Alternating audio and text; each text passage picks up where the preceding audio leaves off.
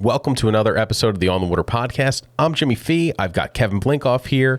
And right now it's about mid-May here on Cape Cod. By the time this episode gets to you, which means we'll be, I don't know if we're in the meat of the striper season yet, but it's definitely getting meaty. It's getting meaty. I was fishing with Captain Rob Taylor in Rhode Island the other day, and he always refers to the fish like, are we on the meat, or are we on the potatoes, or are we just on the gravy? Like, we're catching fish, but are we on the bulk of the fish? So yes, I would say right now we're getting into the gravy. We're heading toward the mashed potatoes, at least up here in New England.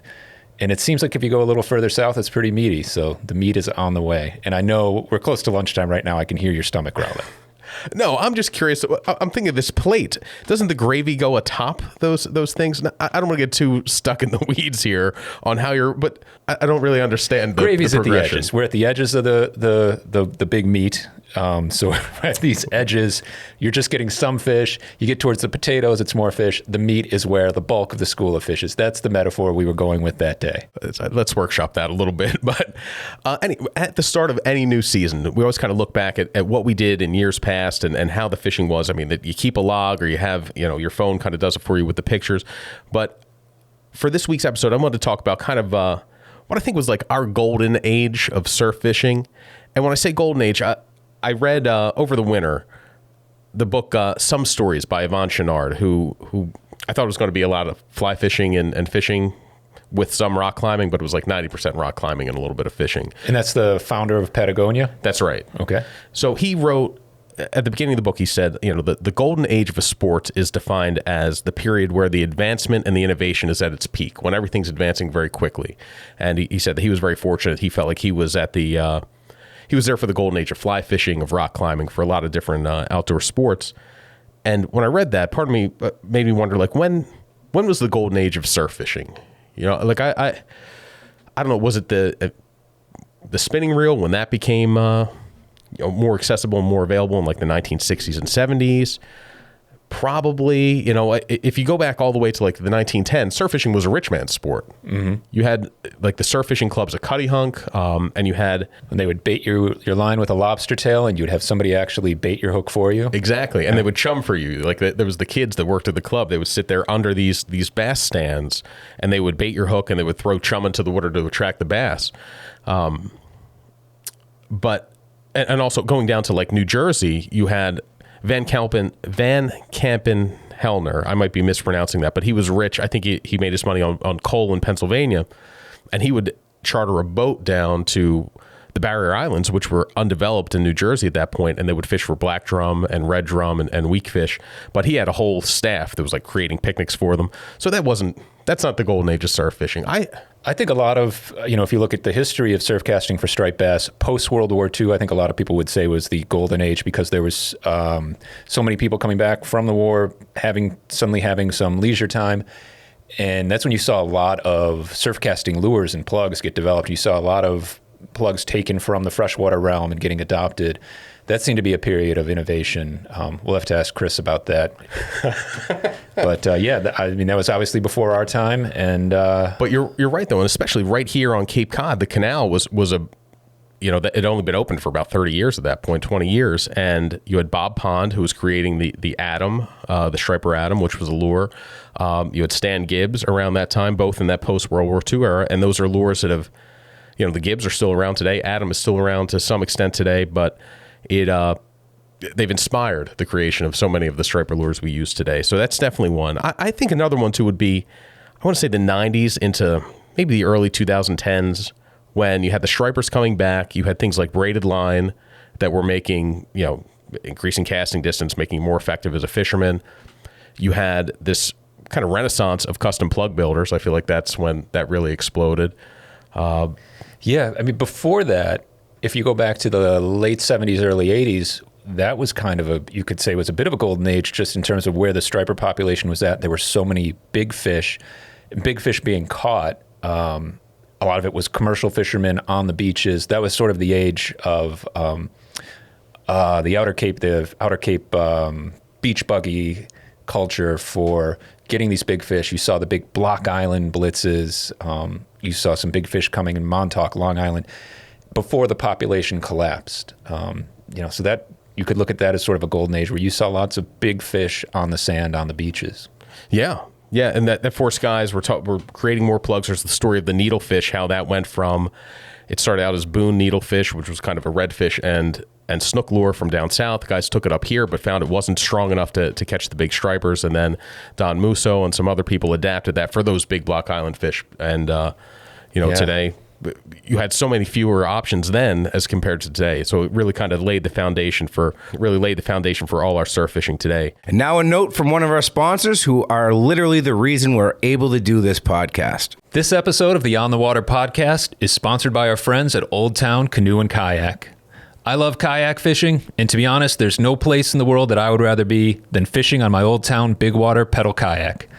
I do all kinds of fishing on my Old Town. In early spring, I'm out on the small ponds fishing for largemouth bass and pickerel. By May, I'm out every morning at first light, gliding along in the harbors and salt ponds, throwing topwater lures at freshly arrived stripers. And then one thing I can't wait for is when the bluefish show up in spring on the sand flats here on Cape Cod. These fish tend to be pretty good sized, 8 to 10 pounders, and they come into just 3 to 4 feet of water, swimming right below the surface. In the Old Town Big Water, it's stable enough that I can stand up and spot them, and then I sight cast to them, I throw flies to them. The blues can be incredibly spooky, and I don't even know if there's another way that you could get so close to them and do that kind of fishing without being in a kayak. The Old Town Sportsman lineup includes paddle, pedal, and power-driven kayaks in a range of sizes and setups, including Old Town's newest kayak, the ePDL Plus. Whether you're new to kayak fishing and on your way to becoming completely addicted like I am, or you're already in love with kayak fishing and just looking for your next vessel, Old Town has a kayak that will fit your fishing. I'm completely blanking on the Massachusetts surfcaster who wrote several books, but fished the Outer Cape beaches. Frank Dano, yes, correct. Sorry about that. But he, that I see as sort of a golden age that he captured in his writing and in his books. Yeah, 20 years on the Cape is, I would say that's essential reading for anybody that surf fishes. Even if you're never going to get to Cape Cod, still read it because you can see that slice of life that existed there that doesn't exist anymore. I mean, the Cape Cod National Seashore has pretty much closed off the bulk of the driving. You've got piping plovers that restrict the seasons that you can drive on the Cape, and also the fishing. They didn't have the gray seals then in such big numbers, and say what you will about the gray seals, they definitely have an impact on the fishing, even if that's just keeping the bass further offshore. So that was kind of that was the salad days of surf fishing the Outer Cape. And then unfortunately that led into the collapse of the striper population where, you could say we're naming a bunch of different golden ages. That was easily the dark ages. Those were the years where it was rare to catch striped bass from the beach. You probably more likely some of those years to catch bluefish than striped bass. Yeah, blues were the bait were the primary target back then. Everybody, when I was first getting into saltwater fishing, everyone wanted bluefish and weakfish down in New Jersey, and stripers were kind of a rarer thing. I also think one thing about that period I mentioned from late 90s to maybe 2010 was the pre-social media internet. I think was kind of really helped the sharing of ideas. There was it felt like much more of a smaller community with these message boards, which I guess were kind of a social media of their day, but these forums. Mm-hmm. And suddenly then you're in New Jersey, you're talking to guys from Massachusetts. And that's when like plug building and techniques and things like that really people had more access to this information, and it allowed things to really grow at a faster pace. But beyond the larger scope of what surf fishing's golden age was, I think each individual person kind of has that in their own surf fishing, where their excitement level and how much they're learning is at its peak. And I think for you and me, that was right around 2008 to 2014. I think the first, when I first moved up here, and you at a time when you'd been here for a couple years. When did you move to Cape Cod? I moved to Cape Cod in 2003. I moved to New England in 2000. I moved to Boston. So my striped bass surf fishing really started in 2000 was when I started to get into it. So you grew up in Buffalo. Did you ever come out saltwater fishing before? Saltwater fishing for me was down South Florida, and that I had not been really exposed to it. Hadn't caught a striper until 2000 was when I moved up here and started getting into it. And for me, I was I wouldn't even say surfcast. I was a shore-based fisherman because I didn't have a boat, I didn't have access, and I was looking for places to fish from shore in saltwater. And that's where my surf casting started. so kind of the same thing for me. Like I wanted a boat. I grew up freshwater fishing, and I was going to save up for a bass boat. And then I thought, oh man, I really want to get on a boat to go go boat fishing for stripers and tuna and all this other stuff. And then by default, I'm like, well, I don't have a boat, and I don't have very many friends with boat. I've had one friend with a boat, and he wasn't always, able to fish. So I just thought, if I go fishing on my own from shore, I'll do a lot more fishing than waiting for boat invites. And from there, I just kind of realized that that's how I liked doing it the most. Yeah, I think there's some folks who kind of progress, start with shore fishing and surf casting, and they progress to other things. They get a boat and they start doing that more and more. And there's some people who just realize this is what they love. And even if they have the option, I would say I've seen you many times turn down opportunities to go boat fishing because you want to catch those fish from the surf. Yeah, and it's not a boat fish don't count. Like that is kind of a common like rallying war cry for surf fishermen. I don't think I could find or be a productive striped bass fisherman from a boat. There's so much that goes into it, even with the electronics today. I mean, it would take me a while to figure it out, but I like not the level playing field, but it is more of a level playing field. This is a Nick Lyons, who was a outdoor writer. He wrote that he liked dry fly fishing for trout because you were meeting them in the middle, like the surface of the water. Like you had to fool the trout to come at the kind of the intersection between your two worlds. And I like that. I feel that about surf fishing too. Like that's kind of you're meeting the striped bass in the middle, and it's a fish that's so willing to come in to range. That's where it feeds best. That's where it wants to be. So it just feels a little bit more meaningful to me to catch them from the surf. So you and I started fishing together in, what was that, 2008? So 2008 is when I moved up here as an intern, and man, it was a paradise for me. Coming from, so New Jersey in the early 2000s had great striped bass fishing in the northern half of the state.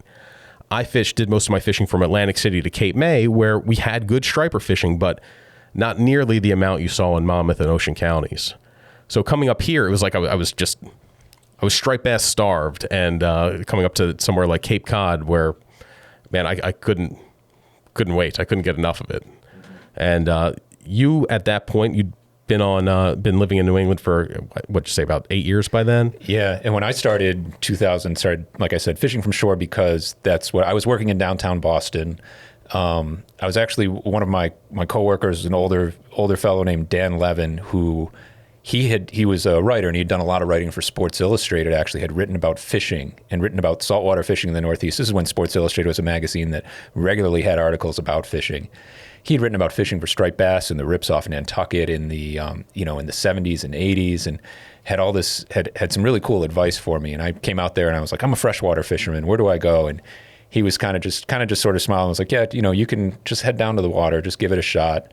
He sent me toward South Boston, Castle Island, and again, I didn't, I went where I could go on public transportation. So I would bring my fishing gear, at the time I had like a muskie stick because I didn't really have saltwater gear. I would bring that to work with me, and then at 5 o'clock take and this is in the height of summer, either take the bus to South Boston, go fish Castle Island, or head up toward Deer Island, which was pretty new at the time. And I would actually fish Deer Island and on foot. And to me, fishing from shore, I think a lot of people, when you start this, it was a daytime thing, and I was looking to catch schoolies, which at that time in the early 2000s, lots of schoolies around. It was great.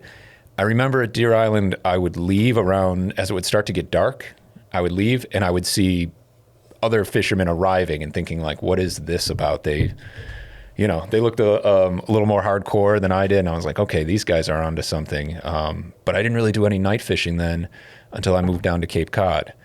And when I got introduced to night fishing down here, it was almost strictly like night is when you go out and you fish live eels. And that was, I think by the time you and I started fishing together, my view on surf casting was like, yeah, you go out in the daytime and you catch some schoolies. And if you want to catch a keeper, which at the time was, 28 inches plus, you went at night with eels, and that was surf casting.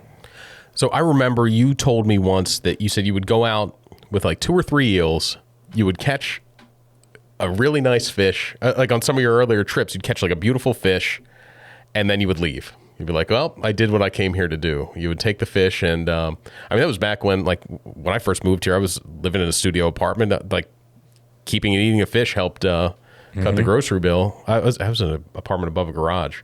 I think you were too. Living above a garage, yeah. No, I remember specifically the first time I caught a 30-pound fish, landing it, and part of it was just like, so I was so excited, like I've just landed this 30-pounder, got it to shore. I was like, I want to go get this home. And I left, and I still think about like, why didn't I stay out there? Why didn't I think about catching more fish and releasing them? But at the time I was like, all right, no, I got my big fish. This is what I came to do. Now I can go home. So one of the first nights you and I fished together, I came up here and my thing was bucktails. Like I was going to fish small bucktails. Like I learned to fish at Montauk Point and fish them around the boulder fields and the open beaches and the canal at Cape Cod, 1.5 ounce to 2 ounce bucktails, and specifically the Andrus Jetty caster, which Andrus Jetty casters they're made by a guy named Rich Andrus. He's out of Millville, New Jersey, and there's a great story behind his company. He started in the 60s, I think, as a way to kind of like turn fishing. He loved to fish, but to turn it into a way to make a living. And the Jetty caster, which is, if you're familiar with it, it's kind of a classic bucktail. It's got a rounded, kind of bullet-shaped head, and it's tied with extra bucktail on there to slow its sink rate, which makes it perfect for the surf. But he actually found that design when he was fishing with Frank Sabatowski, who was a legendary captain aboard the Junebug. One of the 3 Massachusetts state record stripers, they're all tied at 73 pounds, was caught aboard that boat. But Sabatowski would snap these bucktails on wire line, and Andrus did so well with them that he tried to replicate it. And then he brought them to Montauk. And he said at the time, then, nobody talked to anybody. Everybody was fishing to catch fish to sell. So you couldn't turn somebody's head. You know, ask somebody any luck, you're more likely to get a 4-letter word, you know. And he said once people saw him catching on those bucktails, they started talking to them, you know, because they wanted the jigs. And to this day, they're one of my top producers. But that's what I brought up to Cape Cod. I was going to use that a lot. That with a bucktail, with a pork rind. And our first night together, I was fishing those. You had Sluggos because you at some point switched over from the eels, and you were out fishing me, I don't know, 3 or 4 to 1 until I finally got one of the Sluggos off you. The first time I saw you surf casting, you were up here as an intern, and it was still daytime. It was, I think it was late afternoon or early evening. I remember it was light out, and I was parked up top looking down watching you fish. I think you were in a wetsuit, which I thought was weird. You know, I knew that people did that. I'd read about skishing was becoming a thing, but you were in a wetsuit just to be out on rocks. And you landed a 30-pound plus striper in the daytime, and I was just like, whoa, like I've never, you know, you don't usually see, you know, in water where there weren't fish breaking, there was nothing going on, but you just casually pulled out a 30-pound plus fish in the daytime. And I was like, oh, okay, well. So it was that night. We went somewhere else. Yeah. And but the bucktail wasn't doing it there. You had the brand new Sluggo had just put out a 12-inch version that was rigged. So it had 2 hooks. Like a rigged eel, you would see it has a hook near the nose and then one about halfway down the bait. And you could buy the Sluggos pre-rigged like that. But for soft plastic, they were expensive for a soft plastic. And I got into soft plastics because I started working it on the water. I'd been reading the magazine, and I'd read articles by Steve McKenna. And he was a Rhode Island surfcaster who was pretty well known. He would go and he would give some presentations. I forget which of the Rhode Island, I think Quaker Lane he worked at. And he was writing articles for On the Water. So he was kind of known as this Rhode Island surfcaster. I'd read some of his articles, and he kind of pioneered this way of rigging up a 9-inch Sluggo. He would rig it with 2 hooks, and he was catching a lot of fish on that. I met him one of my first winter shows. Gosh, I wish I could even remember. It might have been when they used to do saltwater fishing shows at Gillette Stadium. Oh, yeah, the Mass Bass Show. The Mass Bass Show. I think he was giving a seminar, and I met him right before that, and I was kind of like awestruck, like, oh, Steve McKenna, like, this is really cool to meet you. And, you know, he's a super nice guy. He's still fishing. He's still posting pictures on Instagram, but it was great to meet him. And he had this, you know, I'm like, I really find it, you know, what you're doing with Sluggos and stuff is really cool. I'm getting into that. And he gave a whole presentation on it. So after that, I was like, okay, I'm going to go all in on this and learn more about fishing soft plastics and kind of make that my thing. Yeah. I mean, beyond just back to Steve, we even filmed a TV show with him back before. That's right. Either of us were working there. Chris went down there and he was fishing those Sluggos and caught like a 40-pound bass out of the surf on film, which it's not easy to do. I mean, filming the surf is it's challenging in its own right. Doing it at night where you have to wait out and then on top of it actually get a fish like that was pretty remarkable. But he got that 40-pound plus fish on one of his rigged Sluggos. But so that's what you had.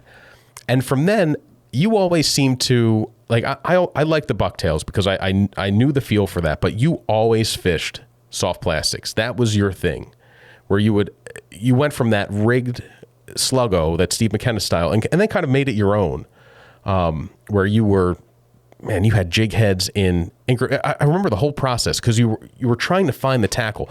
Not nearly as much stuff existed back then as does now. Now you've got Gravity Tackle, you've got Joe Bags, you have a lot of companies making these big supersized soft plastics. But back then you liked these Jean LaRue jig heads. That's right, Jean LaRue, because it was hard to find a jig head then that had a hook strong enough without going up to like a jig design, like a 5-ounce jig meant for halibut and grouper. To find a jig that was a 1/2 ounce, 3/4, 1 ounce lighter jig, but with a strong hook didn't exist really. So Jean LaRue made one that I used to fish a lot. It worked well with a 9-inch Sluggo.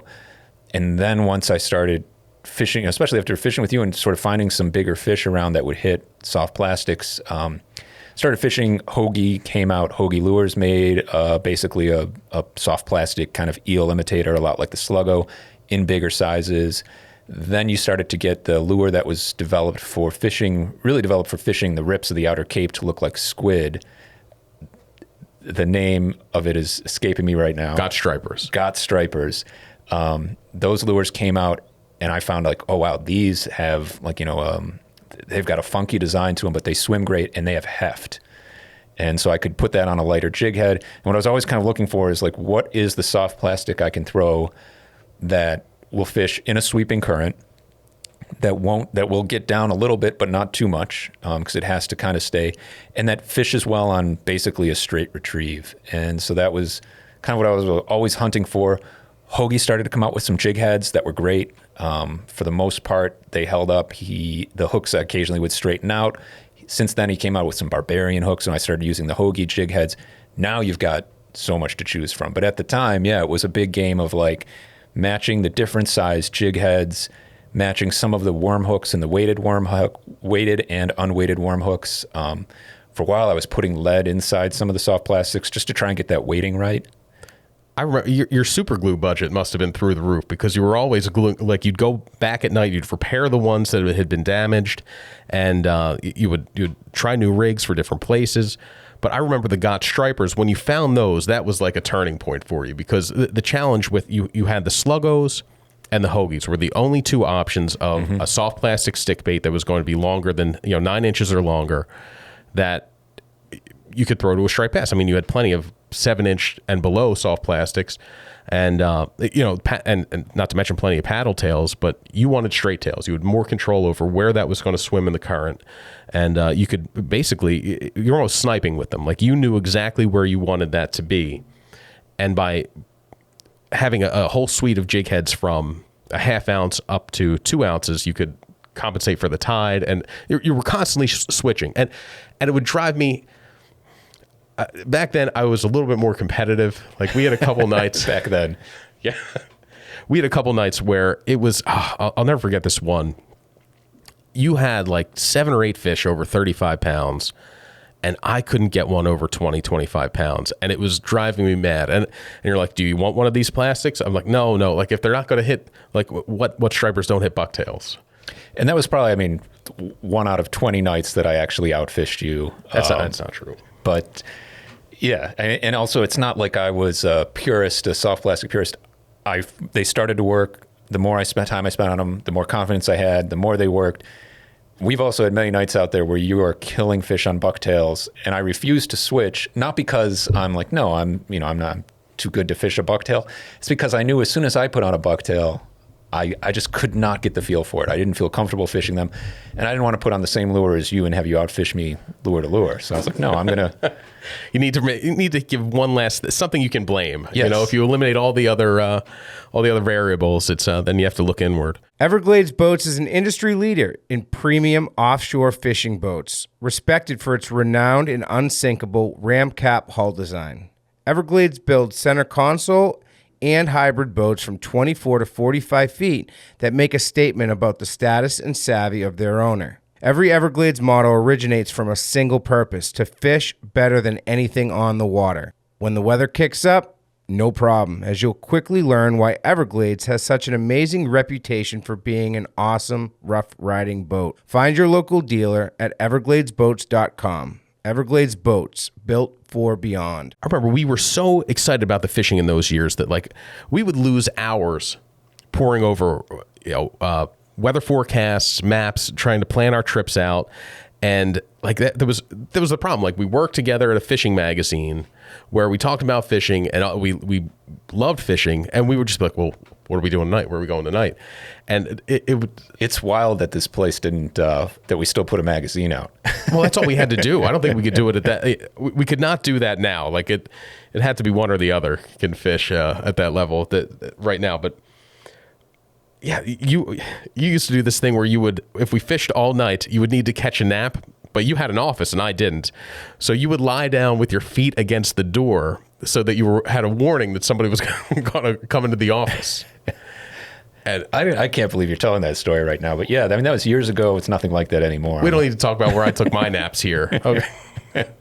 I'd lock the bathroom door, put the seat down, and just kind of put my head in my hands for 15 minutes. You feel like a new man, sort of. Yeah, and so that those were fun days. The striper population at the time, I mean, there were a lot of fish around. I don't know if there were, I'm not sure if there were as many big fish as there are now. I mean, like right now, it does seem like there's more, maybe some big fish classes out there. But at the time, you had gone from the early 2000s where there were lots of schoolies and there was a huge number. That bump had kind of moved through the population. And so almost every night, you had lots of action. You could expect to surf cast at night and catch, if you didn't catch 20 pounders, it was like an off night. There was something really wrong. And, usually 30 pounders would happen as well. It blew my mind. I never thought that surf casting for striped bass could be that good. It seemed so easy. I mean, beyond the size, you would go out there and, 10 fish was nothing. 15 fish was pretty common. I think one of our best nights or best days was probably north of 40 or 50 fish out of the surf. And that's the type of thing now where you hear more about the catch and release mortality. And you think like, maybe you're having a day like that. Maybe you call it, maybe you leave them biting. But back then it was, the appetite was so great that I don't think we ever left them biting really. And we, try not to get too emotional here, but as fishing buddies, we matched well because I was less adventurous than you, I will say. You were always looking at, kind of new ways to fish a spot. I tend to fall into a rut. I'm like, this standing on this rock with this lure on this tide works. I'm going to hit that. I'm going to fish that. I'm going to do that. And you were like, well, maybe there's bigger fish if I try this rock over here, or maybe if I try this spot on a different tide. You were willing to have a lot more strikeouts in order to find kind of that home run hit. And so a lot of times you discovered places to fish and techniques and ways to fish that I never would have stumbled on. You showed me 90% of the places that I ended up fishing on Cape Cod. Or, even if there was somewhere you hadn't fished before, you nudged me in the right direction. Not just Cape Cod, but Rhode Island and South Shore, Massachusetts. I said to you once, I was like, yeah, I show you places to fish and you show me new ways or ways to fish them. You can kind of unlock them. And so, it was a good partnership there. Probably the nicest compliment I've ever paid you. And I think it is. Will. Oh, yeah. But that is true. Like you get a new set of eyes on a place and somebody who's got a different set of experiences, and they're going to look at the way the water moves around this point or the way, that sandbar set up. And they're going to say, okay, I would do this. And maybe it's somewhere something you wouldn't think of before. I mean, it happened same, like I got really into trying to get into the soft plastics too. And now I'm doing that again now that there's so much, you did all the work at figuring out that stuff. And now there's so much more available in terms of light jig heads with heavy hooks and large soft plastics, that I'm getting more into that the last couple seasons. Still using the Bucktails all the time though. But the other thing we used to do was like we would place these big orders for plugs and have them sent to the office. Like that was one of the best days of usually be April or early May when like our super strike order for the year would show up. And we'd pick out like, I'm going to try this color. I'm going to get that one. And then we'd still just use, black and yellow most of the time. And super strike plugs, I mean, just give a quick explanation of what are the super strike plugs? Some people know, some people won't. So super strike plugs, I'm not totally up on the history of it. Started by Don Musso on Long Island. He's a plug builder, legendary plug builder. He began making all his lures out of wood, and he had several styles. He had a darter. He had some metal lips called the Donnie. He had a popper. And then he began making them out of plastic. I can't remember. I don't know the history of Super Strike, but he began making them out of plastic and was able to kind of create a consistent lure, especially with something like a darter. You've got imperfections and variations in wood. So with a plug like a darter, where the darter has the sloped head and it needs to be pretty well balanced in order to get that good, kind of slide side to side when you're retrieving it. With wood, sometimes you're going to get a dog. It's inevitable. There's something inside the body of the wood that you can't see, and it's not going to swim right. But with the plastic, it was a very consistent product.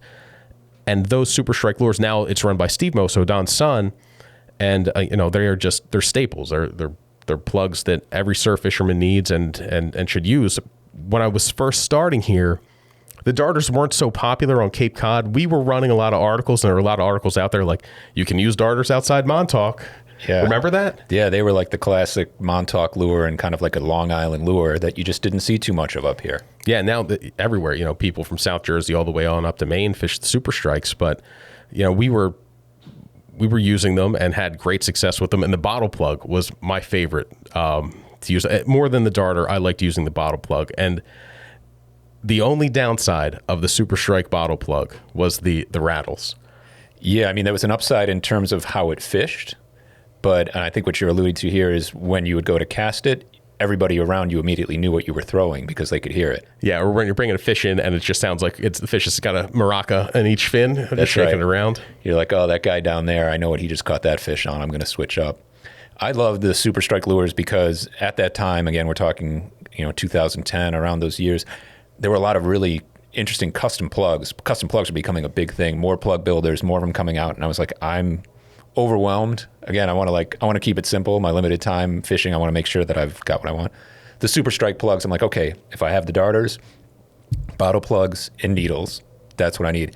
My surf bag to go out and fish at night was always just that. Super Strike darters, Super Strike bottle plugs, sometimes a needle, but often not, and then soft plastics. And that was pretty much all I fished for maybe, a 7 or 8 year period. It does feel like that's... metal lips, I wanted to catch fish on metal lips because I loved the idea of it, a big metal lip. It seems like kind of a classic plug. There's a lot of romance to it. It's a big thing sashaying across the surface. But the darters and the bottle plugs fish so much better. We didn't even fish many minnow plugs. Like the loaded redfin was very big at the time, but we liked the darters and the bottles because we were fishing areas of pretty heavy current too. Right. And we would occasionally fish open beaches and stuff. That's when we would do more needlefish plugs. And then occasionally, I had some surfsters that I thought were really fun to fish because that's a metal lip plug that swims really right on the surface. And so I had one of those that I was my treasured surfster that I love to fish. It was a troublemaker surfster. And it was always between you and me, and then our other friend Dave, who was kind of like our little surf fishing trio. It was always about who could get something the other ones didn't have. And that was your troublemaker surfster. And I remember we were on the beach one night on an open beach, and it was a tremendous bite. And you were throwing that, and it was catching really well. But then I think I switched to a Danny plug and that I had somewhere in the bottom of my bag and did well on that too. Yeah, I mean, that's one of the most fun things you can do to fishing buddies when you're fishing is catch on a lure that they don't have. And in your case, you would then react by immediately buying 5 of them. I have so many surfsters that I don't even use right now. Family owned and operated for over 65 years, AFCO represents unparalleled quality, performance, and reliability when it counts most. From inventing the roller guide to introducing the world's first pair of true fishing shorts, which are some of the most comfortable shorts you'll ever own, by the way. AFCO not only delivers products proven to perform on the water, but are true leaders of conservation as well. Their pledge to protect and conserve has 10% of your AFCO purchases going directly to supporting conservation initiatives. Beyond their fishing shorts, a couple of my personal favorites are the Barricade Elite bibs and jacket, as well as their line of Reaper sweatshirts, pullovers, and jackets. Check them out at AFCO.com. AFCO, any fish, any water. Yeah, the outer, we got into some incredible blitzes too then. My favorite one was the one where it was you, me, Dave, and my dad. And it had set up, we had a couple days of onshore wind in September. And I went to the beach one night just to try it. It was before sunset and found a good pick of fish. I think I might have had a 30-pounder, but definitely a lot of 15 to 20-pounders. right at the end of the tide. And the next night, the tide was going to be fully in the dark. I'm like, it's gonna happen. So the four of us, my dad was up from Philadelphia that weekend, and his big thing is how efficient he is as a fisherman. Like he goes, I don't go very often, but when I do, I make it count. And I don't make many casts, but I make my casts count. And this night ended up being a prime example of that. So we go out there, and we got there earlier than we needed to be there. And maybe 2 hours into the tide, all three of us hooked up with 25-pound fish. And we're like, oh man, it's going to be here the whole tide. And it went dead for about probably another 90 minutes to 2 hours. And in that period of time, my dad went back and took a nap on the beach. And I'm like, oh man, he's going to want to leave soon. I'm going to have to go. And then that end of the tide rush of fish came in, and it was classic surf fishing. We're out there, we're getting battered by chest high waves, and you would cast and you'd hook up, and then you would just work your way around the other guys, and they would hook up. At one time, we all three of us, you, me, and Dave, while my dad's asleep on the beach, hooked up. I had a 32-pounder, you had a 37, and Dave had a 42, and that was like incredible fishing. And that the commotion of that woke up my dad, who then came out there and he caught the 38-pounder, and then that was enough. Yeah, and then went back to the beach. Yeah, he was like, "Oh no, I'm done. That's good for me." Big Jim's cool. But that was one of my favorite blitzes. And that's one that I've kind of tried to chase that down, and I don't think I've ever had a night like that where we had so many big fish in that everybody was catching. Mm-hmm. You and I also had a blitz once, which was a lot of fun. I would call it a blitz. I mean, it was just great fishing, where we went to a beach where we were like, all right, this beach, in the direction it faces, you want the wind in your face. That's going to bring the fish into you. And it was the exact opposite. In fact, that night was so windy, we were like, you know what, let's just go to the beach. The wind's going to be behind us. It's not ideal, but it's like the only place that's even fishable, because otherwise you can't even make a cast. It was like 30 to 35 mile an hour winds at our back and thunderstorms. Right. And so we walked out, and we're walking out into the water, sandy beach, and waiting out. It's kind of like flat calm. And we're like, well, this is going to be terrible. There's not going to be anything here. And then all of a sudden, as we're walking forward, the water like erupted around us. We walked directly into a school of fish in knee-deep water. We spooked this massive school, and it was like, holy shit, you know. I jumped backwards. That's also my reaction also. Yeah, more on that. Like, there's been a couple times where you've like pushed off of me as a springboard away from. There was one time we thought it was a sea. There was this animal swimming at us. We were in heavy current in an inlet, and this thing popped up and was beelining for us. It was the biggest rat I've ever seen, but Kevin spots it and like pushes me at it. It was clearly looking for something. I wasn't trying to to push you toward it, but you're like an immovable force. Like I can just like I can use you to push off to get a bit of a head start. It was clearly looking for something to climb, and it was beelining for it. I couldn't get out of the water fast enough. That was terrifying. It would have climbed right up my leg. Anyway, we digress. Yeah, so the fish, we spooked the fish, this fish spooked us, and then for the next few hours, it was every cast. But that was another example of, I threw a needlefish and you threw the sluggo, and the sluggo did a lot better than the needlefish. Yeah, I mean, that was, I had a hoagie double wide, which I'm not even sure if he still makes it, but it was kind of like a double wide soft plastic, fishing that on an offset hook because I had the wind behind me. So I didn't need a lot of weight, and it had some mass to it. And it was really just bringing that just under the surface or just along the surface. And you know, I mean, they were big fish, and I don't know if they were feeding on silver sides or what they were, if they were even actively fishing. There was no sign of bait. Like, we didn't see them splashing or anything unless we spooked them. Mm-hmm. So I don't know if they were just staging up, getting ready to move for the fall, or what was happening there, but they ate the heck out of what we were throwing at them. But the way you fish the plastics, not just that one, but you almost fish them like a needlefish, where you're not giving them a ton of action. You almost fish them like a slow sinking needlefish. Yeah, I mean, it's the difference between fishing in daytime and nighttime, which I know a lot of, you know, this isn't anything new, but in the daytime, striped bass, they're feeding mostly, it's visual. They want to look for something, and this is kind of a theory, but they're looking for something that's trying to escape for the most part. Because in the daytime, their prey sees them. Yeah. And so a school of bunker in the daytime are trying to escape from a striped bass when it charges at them. At nighttime, they've got the advantage. They're looking up, and they're trying to sneak up. And, you know, again, that's why big fish feed so much at night. They're ambushing. They're feeding something. They want to eat something that doesn't see them. They don't want necessarily a bait that's erratically swimming away from them.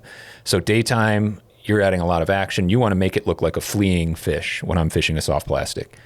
At nighttime, I want it to look like a soft plastic. I want it to look like a fish that has no idea it's in any kind of danger. It's just happily swimming along in a straight line. And to me, that seems to work better for striped bass. I think that's why the needlefish is such an effective nighttime lure. Probably why the darter, which is kind of this lazy zigzag, kind of like everything's fine, I'm in no danger. It's just so tempting to a striper at night. Yeah, a more subtle action seems to get more a better reaction. Meanwhile, you go to the canal in the middle of the day when they're blitzing, and you have a magic swimmer that you need, which is a magic swimmer being a triple jointed swim bait that has a ton of action when you reel it, and you're reeling that as fast as you can. If you tried that at night, it's probably not going to be that successful. But during the day, like you cannot, even with a high speed reel that's taking in 50 inches of line per crank, you can't outpace a bass during the day when they're all charged up and eating those. But at night, it's about finding that, you said it's a lot about feel, and it's knowing exactly how quickly to retrieve and then adjusting with the current. And that's something that comes with going out there and sticking a ton of lures into the grass and into the rocks to know like how fast I need to reel just to keep it kind of tickling the top of the eelgrass or the top of the boulders and getting those bigger fish to bite. We did mention an end date on that. So being like 2014, it's not like we had a falling out. I still see you more than I see my family here 40 hours a week at work. And then whenever all the fishing we still do. But we've drifted apart in our fishing has drifted apart. I noticed, you started drinking IPAs, started tying flies in the winter. You'd fallen in with a bad crowd. And I've stayed the course in the surf, but that happens. Certain things change what your enjoyment of it, and I think that more places getting more crowded took away some of the adventure and the fun of the surf for you.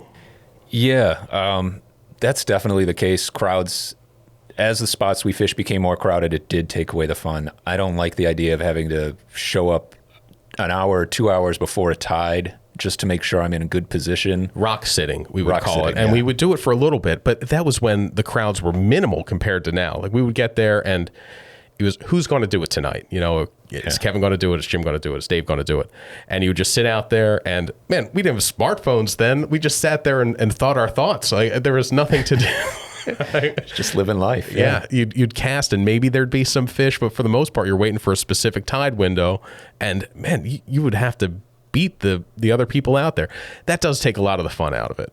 It does. The other reason that I kind of drifted away from doing as much surf casting is just sleep became more integral to my life. Like there was an age like you described where, first of all, I never fished as much as you. You fish more, more sleepless nights, more bathroom naps to recover. You were okay with that.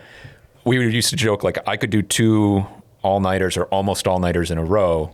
I was never there on the third night. No matter how good the fishing was on the second night, if we had fished, if I'd gone 2 nights in a row where I slept less than 3 hours, I need a full 8 hours that third night. That was true. I remember maybe 1 or 2 times you were out on a third night, but for the most part, like you had a hard stop. You're like, I'm not doing this.